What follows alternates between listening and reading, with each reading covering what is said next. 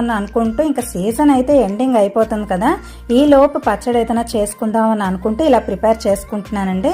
ముందు మిరప్పళ్ళు అయితే మనకి సీజనల్లోనే దొరుకుతాయి, మీ అందరికీ తెలుసు కదా.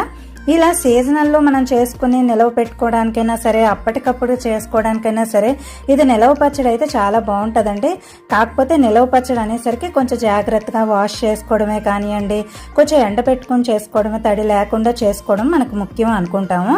అలాగే ఈరోజు మార్నింగ్ తేగానే ఇలాగా ఇంకా కడుక్కుందాము, దీన్ని శుభ్రం చేసుకుందాం అని అనుకుంటే ఇంక ఇలా దీన్ని 1/2 కేజీ పళ్ళు అయితే తెచ్చారండి. ఇప్పుడు దీన్ని ఫుల్గా వాష్ చేసుకుని మనం ఎలా ఎండ పెట్టుకుని ఎలా ప్రిపేర్ చేసుకోవాలి అన్నది ఇప్పుడు మీకు ఈ లాగ్లో షేర్ చేస్తాను. ఇది మాకు ఈ దేంట్లోకైనా బాగుంటుందండి, మాకు రైస్లోకైనా బాగుంటుంది. ఈరోజు మాకు మధ్యాహ్నం అయితే ఉప్మా చేసుకుందాం అనుకుంటున్నాము. మార్నింగ్ మీకు తెలుసు కదా, భోజనాల్లోకైనా ఈ పచ్చడి చాలా బాగుంటుందండి. ఇప్పుడైతే బాగా వాష్ చేసుకుని దాన్ని ఎలా మనం శుభ్రం చేసుకోవాలి అన్నది నేను చేస్తూ